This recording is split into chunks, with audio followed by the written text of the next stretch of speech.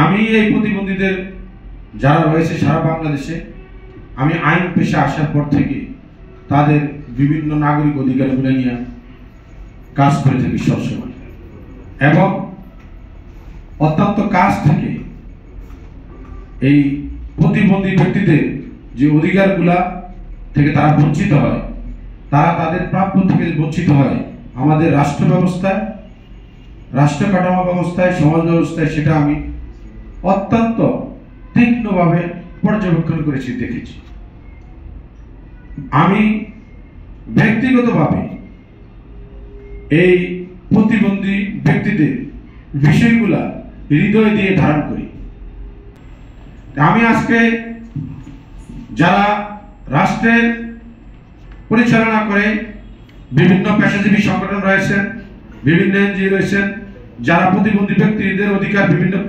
শ্রেণী পেশার অধিকার নিয়ে কাজ করেন, তাদের উদ্দেশ্যে আমি বলবো যে আমাদের সংবিধানে সুস্পষ্টভাবে 28(4) বলা রয়েছে যারা পিছিয়ে পড়া জনগোষ্ঠী তাদের জন্য বিশেষ কর্মসংস্থান ব্যবস্থা করা, বিশেষ সুযোগ সুবিধা দেওয়া, কিন্তু সেটা করা হয় না। এর পাশাপাশি আমি আপনাদেরকে আশ্বস্ত করতে চাই, আমি যেহেতু আপনাদের পাশে আছি, আপনারা আমাকে পাশে থাকার সুযোগ দিয়েছেন, এই জন্য আমি আপনাদের প্রতি কৃতজ্ঞ। আমি নানান সময় নানান কাজে ব্যস্ত থাকলেও আমি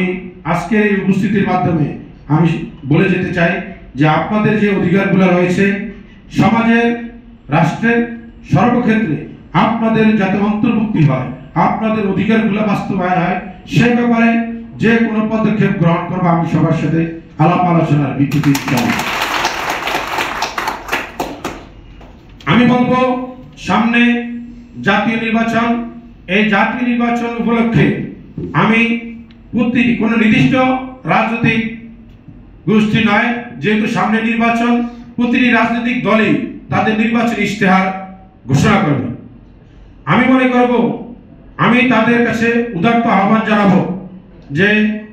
বাংলাদেশ জাতীয়তাবাদী দল সহ অন্যান্য যে রাজনৈতিক দলগুলো রয়েছে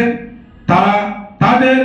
যে নির্বাচনী ইশতেহার সেখানে প্রতিবন্ধী ব্যক্তিদের অধিকার, কর্মসংস্থান এবং তাদের অধিকারগুলো বাস্তবায়ন করার জন্য সুস্পষ্ট লিপিবদ্ধ আকারে ইশতেহার পেশ করবে।